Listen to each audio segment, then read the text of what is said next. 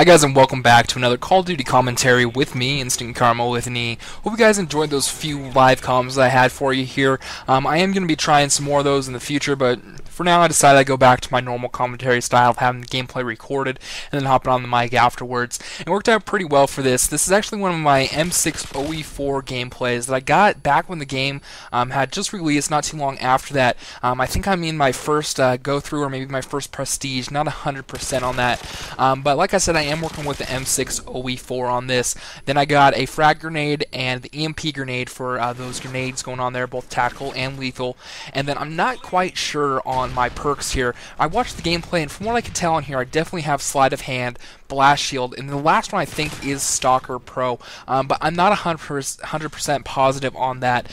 So like I said, this gameplay was recorded a while ago, so it's not fresh in my mind, but it's one that I've had on my file share that I knew I wanted to share with you guys here.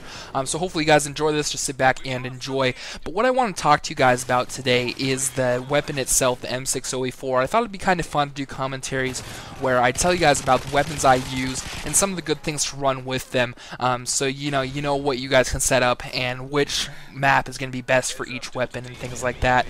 So first and foremost, with this map, Hard Hat, I don't necessarily recommend using a light machine gun on it per se. I mean, it worked out for me here, but the problem I have with it, it's a very close quarters map, and you kind of need a little bit more range when you're working with something like this, because the nice thing about the light machine guns is the bullet damage doesn't really drop at a distance. You don't really have to account for that, kind of like you do with the submachine guns or even some assault rifles for that matter. So you can look down a long line of sight, and as long as you pulse your trigger, you're going to be able to stay on point and get that target at long range. But hand in hand with that does come the recoil speed and kind of the scatteriness of the shots on this gun, because it does tend to bounce around a lot just because it carries a huge magazine. The bullets are pretty sizable, hence the damage. So it is going to bounce around a lot when you use it here. So what you can do to compensate that is, like I said, you can use the burst fire, but for firing from the hip and that kind of thing, you can go ahead and slap steady aim on here. But before we get into the perks that are good with this weapon, I do want to talk a little bit about some of the attachments that are good with this. Personally, I like to get used to iron sights, because I feel like if you don't have to use a sight on a gun, it's going to be able to open up a lot more options to you for using attachments, because then you can run Warlord, or what's it called in this game? Maybe it is Warlord, I'm not 100% positive, but the one, it's the 2 perks efficiency. There we go, still on the Black Ops mindset for whatever reason. So if you're running the 2 perks efficiency on your gun, you can go ahead and slap something on there that's not a sight, and it's going to help you out overall. So what I recommend running with this is a few things.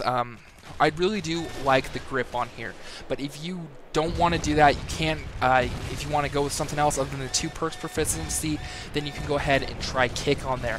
But the reason I like grip as opposed to kick is because kick is going to focus mostly on your recoil.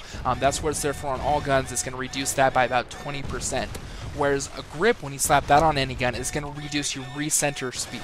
So it kind of focuses on the same general aspect, but overall it is something a bit different that you're working with there. So I put the grip on there because recenter speed is a lot more valuable to me, especially at range there, when I want to be able to hold down the trigger a little bit more, or if I get up close on somebody, I don't want to have my gun recoil into the air and miss him when I should get a surefire kill. So I go ahead and throw the grip on there, going to reduce my recenter speed again by 25%. But in a gun where the recenter time is more reasonable than that of a light machine gun, you definitely would benefit from kick there.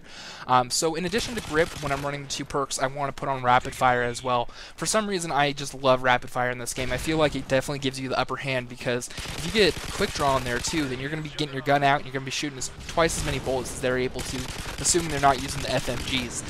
But you'll be able to get your bullets out there into them a lot faster. And with this gun only taking 2 to 3 bullets to kill somebody, that rapid fire is going to do wonders for you. So again, I run grip and the rapid fire on there, and it tends to work out for me. But like I said, if you don't want to use that, I definitely recommend kick on it, just because, oh, check this out real quick here. Don't know what happened. I feel like I should have got those guys. But oh well, you live, you learn, so next time I know to maybe prioritize a little bit better.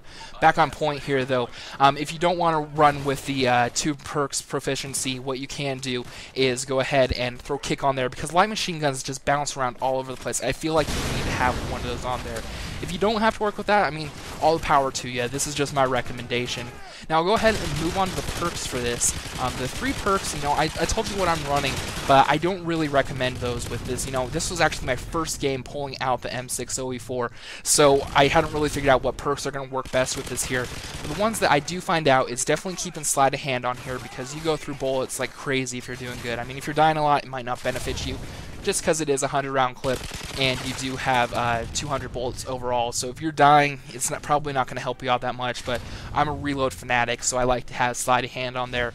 Secondary, what I go ahead and run is blast shield, because since you're moving so slow, I think it's like 60% run speed, I'm not quite sure on that, but you run so slow with these light machine guns that it's necessary to have something that lets you maybe stand in the thick of it a little bit longer. So when you have blast shield on there, you're probably not going to be able to run away from those grenades as fast as you'd like to. So, you know, I'm going to stick it in there. I can also trip claymores and get those out of my way as well. So it's pretty nice to have that on there. Just like I said, you can't move around as fast. And the final perk I like to have on here is steady aim, and that's one that I recommend for most classes here, just because it gives you the upper hand when you're pulling out a sprint. Now, I don't recommend sprinting a lot with these guns, the light machine guns, just because, you know, it takes a while to pull them back up. But if you're running steady aim on there, what you can do is it's going to pull you out of sprint, get your weapon up and ready faster, and then you can just fire from the hip and pump 2 to 3 bullets in them, and they will be gone. So those are my perk recommendations for this, and steady aim, your guys are probably going to hear that a lot. I just love running the steady aim on here, because like I said, it's able to get your gun up and ready, and you don't even have to pull it up like you would need quick draw for. You can just let it shoot from the hip and go ahead and take them out directly from there. So I think that pretty much covers it for this gun. Like I said, you also want to have an open map. You don't want to stick to like dome or something like that. I feel like it might get you in trouble. Just realize that you do need to be a little bit more cautious with your movements. You might need to slow down and stick around some areas a little bit longer, as you're not going to be able to dip, duck, dive, and dodge as well as you might like. So hopefully you guys enjoyed this commentary. If you did, please remember to leave a rating, whether you liked it or not. Don't really care, just like to get your guys' opinions, and if you feel like it, maybe you can comment and subscribe as well.